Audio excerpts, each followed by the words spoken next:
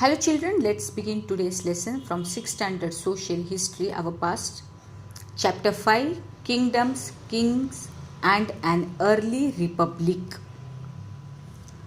So in this lesson, in the later Vedic period, the tribal organization changed their identity and gradually started shifting into territorial identity called Janapada or states.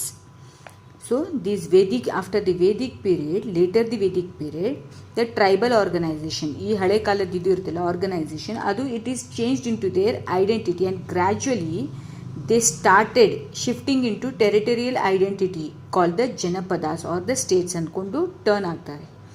These states consisted of single tribe like ಯಾರ್ಯಾರಲ್ಲಿ ಇರ್ತದೆ Shakyas and Molas or the people from the Ganga Valley called Aryans.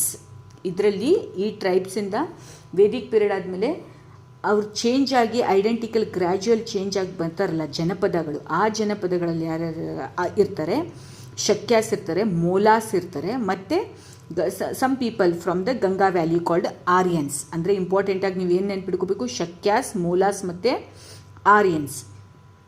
They did not incorporate people outside the Aryan pool. ಅವರು ಬೇರೆ ಅವ್ರದ್ದೇ ಜನಾಂಗ ಬಿಟ್ಟು ಬೇರೆಯವರಿಗೇನು incorporate ಮಾಡ್ತಾ ಇಲ್ಲಾಗಿದ್ರು. There was therefore a strong consciousness of the pure land of the Aryas called Aryavarta. ಈ ಆರ್ಯಾಸಿಂದ ಅವ್ರದ್ದೇ ಇದು ಅವ್ರದ್ದು ಕಾನ್ಷಿಯಸ್ನೆಸ್ ಸ್ಟ್ರಾಂಗ್ ಇದ್ಕೊಂಡು ಬೇರೆಯವ್ರ ಕಡೆ ಟರ್ನ್ ಆಗ್ತಾ ಇಲ್ದಿದ್ದಕ್ಕಿಂತ ಅದಕ್ಕೆ ಅವ್ರ ಆರ್ಯಾಸಿಗೆ ಏನಂತ ಆರ್ಯವತ ಅಂತ ಹೇಳ್ತಾ ಇದ್ರು. ನಾವೀಗ ವಾಟ್ ಈಸ್ ಜನಪದ ಅಂತ ನೋಡ್ಕೊಳ್ಳೋಣ. So janapadas, the term Janapada is composed of Jana, the means the tribe or the people, and the Pada means foot. Its literally meaning, idra actual meaning ಏನಾಗುತ್ತೆ, thus a ream and subject actually population. Janapada is nothing but the population. So population. Early Vedic texts reveal about the several janas or the tribe of the Aryan living in semi-nomadic tribal state. ಇಲ್ಲಿ ಏನಾಗ್ತಾ ಇತ್ತು, ಈ Vedic ಪೀರಿಯಡಲ್ಲಿ some of the several ಜನ, ಈ ಜನಗಳಿರ್ತಾರಲ್ಲ, ಈ tribes of the Aryan, they were living in the semi nomadical tribal state. ಅಂದರೆ ಫುಲ್ ಮಾಡರ್ನ್ ಆಗಿ ಜನಾಂಗದಲ್ಲಾದರೂ ಬಂದಿಲ್ಲ, ಅಲ್ಲೂ ಫಸ್ಟ್ ಹಿಂದುಳಿದಂಗೂ ಅಲ್ಲ, ಒಂದು ಮಾಡರ್ನ್ ಅಂದರೆ ಸೆಮಿಯಾಗಿರ್ತಾಯಿದ್ರು, ಫುಲ್ ಮಾಡಾಗೂ ಇಲ್ಲ, ಫುಲ್ ಟ್ರೈಬಲ್ ಜನರ ಥರನೂ ಇಲ್ಲ, ಒಂದು ಲೆವೆಲ್ಲಿಗೆ ರೆಡಿಯಾಗಿದ್ದರು. ಮತ್ತು ಆ ಥರದವ್ರು ಲೈಫ್ ಮಾಡ್ತಾಯಿದ್ರು ನೊಮ್ಯಾಡಿಕ್ ಟ್ರೈಬಲ್ ಸ್ಟೇಟ್ ರೀತಿಯಲ್ಲಿ. In due course of time these early Indian iron age Rigveda janas coalesced into the geographical fixed ಜನಪದಾಸ್.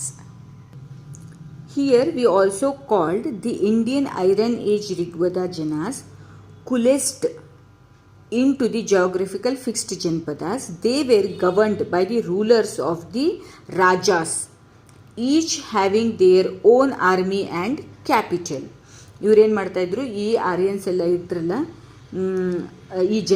ಈ ಜನಾಸ್ ಆ ಟ್ರೈಬಲ್ ಜನರನ್ನು, they were rulers, they were governed by the some of the rajas, they were having their own army ಮತ್ತು capital ಇರೋರು ಅವರಿಗೆ rule ಮಾಡ್ತಾಯಿದ್ರು. The kings maintained the large armies who were paid regular salaries by using the punch marked coins. ಇವರಿಗೆಲ್ಲ ಜನರಿಗೆ ಕೆಲಸಕ್ಕೆ ಇಟ್ಕೊಂಡಿದ್ರು ಈ ರಾಜಂದಿರು. ನೆಕ್ಸ್ಟ್ ಮಹಾಜನಪದಾಸ್ ನೋಡಬೇಕಂದ್ರೆ, the features of Mahajanapadas, each Mahajanapadas was ruled by the king. ಇವರಿಗೆ ಒಬ್ಬೊಬ್ಬರಿಗೆ ಯಾರ್ಯಾರಿರುತ್ತೆ ಅವರೆಲ್ಲ ರೂಲ್ಡ್ ಬೈ ದಿ, ಅಂದರೆ ಕಿಂಗ್ ರೂಲ್ ಮಾಡ್ತಾಯಿದ್ರು. Villages were controlled by the village head man called the gramini ಅಂತ.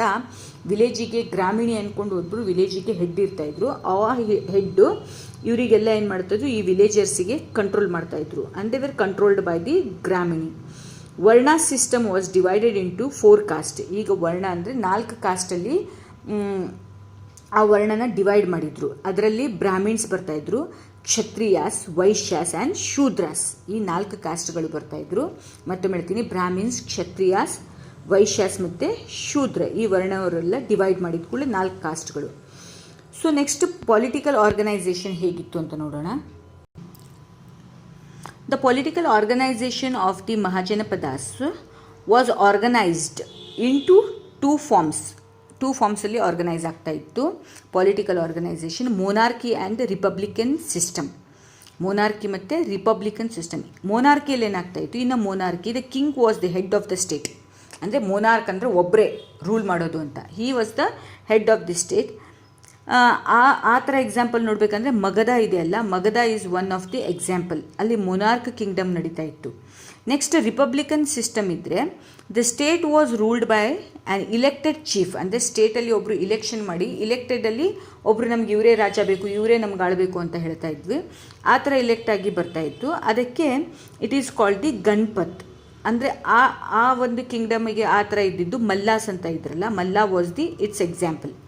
ನೆಕ್ಸ್ಟ್ ಟ್ಯಾಕ್ಸೇಷನ್ ಪೀರಿಯಡ್ ನೋಡ್ಲಿಕ್ಕೆ ಬಂದ ಕೂಡಲೇ as Mahajanapadas needed a huge amount of the money, they imposed taxes. Money ಬೇಕಂದ್ಕೊಂಡು ಅವರೆಲ್ಲ ಟ್ಯಾಕ್ಸಸನ್ನು ಇಂಪೋಸ್ಡ್ ಮಾಡ್ಕೋತಾ ಇದ್ರು. 1/6 of the tax was fixed on the crops. 1/6 ಟ್ಯಾಕ್ಸನ್ನು ಫಿಕ್ಸ್ಡ್ ಮಾಡಿದರು. ಯಾವುದೇ ಬೆಳೆ ಬಂದರೆ ಇವ್ರಿಗೆ ಆ 6th ಭಾಗದಲ್ಲಿ 1 ಭಾಗನನ್ನು ಇವ್ರಿಗೆ ಕೊಡಬೇಕಿತ್ತು. ಅಂದರೆ 6th ಬೆಳೆದಲ್ಲಿ 1 ಬೆಳೆ ಇವರಿಗೆ ಕೊಡಬೇಕಿತ್ತು. ಈ ಥರ ಅವರು ತನ್ನ ಟ್ಯಾಕ್ಸನ್ನು ಇಂಪೋಸ್ ಮಾಡ್ಕೋತಾ ಇದ್ರು. Tax on the craft persons and the herders and the goods bought and sold through the trade. ಇದೆಲ್ಲ ಏನೇನಿದೆ ಅದಕ್ಕೆಲ್ಲ ಟ್ಯಾಕ್ಸ್ ಹಾಕ್ತಾಯಿದ್ರು. Further hunters and the gatherers had to give the forest produce to the raja. ಈ hunters gathers ಏನು ಮಾಡಬೇಕು, ಫಾರೆಸ್ಟಲ್ಲಿ ಏನೇನು produce ಆಗಿರ್ತದೆ ಅದರಲ್ಲೂ ಒಂದು ಭಾಗವನ್ನು ರಾಜನಿಗೆ ಕೊಡಬೇಕಿತ್ತು. Next agriculture system of the Mahajanapadas ನೋಡಬೇಕಂದ್ರೆ 2 major changes were introduced in the agriculture. ಇಲ್ಲಿ ಅಗ್ರಿಕಲ್ಚರಲ್ಲಿ 2 ಮೇಜರ್ ಚೇಂಜಸನ್ನು ಇಂಟ್ರೊಡ್ಯೂಸ್ ಮಾಡ್ತಾರೆ. One was to rapid use of the iron ploughers. ಅಂದರೆ ಐರನಿನ ಥಿಂಗ್ಸನ್ನು ತೊಗೊಂಡು ಅವ್ರೇನು ಮಾಡ್ತಾಯಿದ್ರು, ಅಗ್ರಿಕಲ್ಚರ್ ಸಿಸ್ಟಮನ್ನು ಮಾಡ್ತಾಯಿದ್ರು, ಪ್ಲೋಶೇರ್ಗಳನ್ನು. Next the people started transplanting ಪ್ಯಾಡಿನ ಯೂಸ್ ಮಾಡೋಕ್ಕೆ ಸ್ಟಾರ್ಟ್ ಮಾಡಿದ್ರು ಆವಾಗ. So next varna system in the ಮಹಾಜನಪದಾಸಲ್ಲಿ ನೋಡಬೇಕಂದ್ರೆ, so varna system in the mahajanapadas, ವರ್ಣ means the group in the Sanskrit. ವರ್ಣ decided 1 group.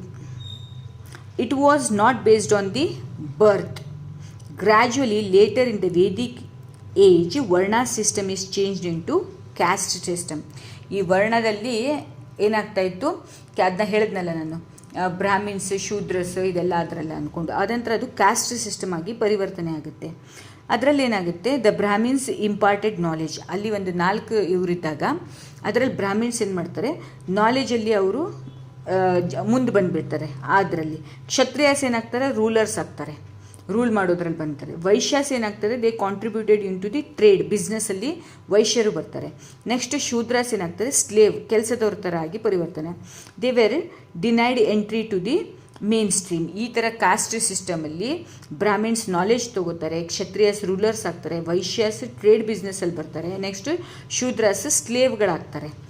So next Magadha and Vajji ನೋಡಬೇಕಾದ್ರೆ, ಈಗ ಮಗಧ ಮತ್ತು ವಜ್ಜಿಯಲ್ಲಿ ಈ ಥರದ್ದು ಏನು ಪ್ರಾಬ್ಲಮ್ ಇರ್ತದೆ ಅಂತ ಹೇಳಿದರೆ, Magadha in south Bihar on the banks of the river Ganga was a fertile and industrial area which contributed to one of the most powerful kingdoms and some great kings like ಬಿಂಬಿಸಾರ್ ಮತ್ತು ಅಶೋಕ ಇನ್ ಇಂಡಿಯಾ. ಇವರು ಈ ಮಗಧ ರಾಜ್ಯ ಮತ್ತು ಈ ವಜ್ಜಿ ರಾಜ್ಯದಿಂದ ಇವರು ಇಂಪಾರ್ಟೆಂಟ್. ಯಾರು ಬರ್ತಾರೆ ಅಲ್ಲಿಂದ, ಬಿಂಬಿಸಾರ್ ಮತ್ತು Ashoka in India.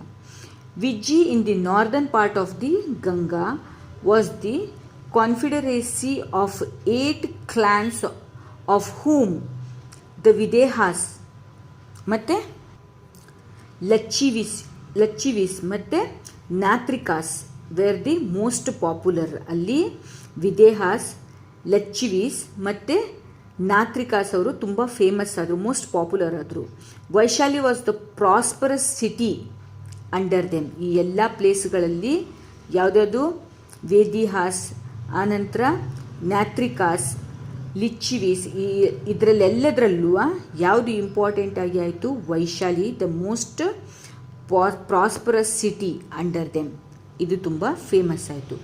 So this is what you are having the kingdoms and early republic. Hope you have understood this lesson. Thank you. Thank you, children.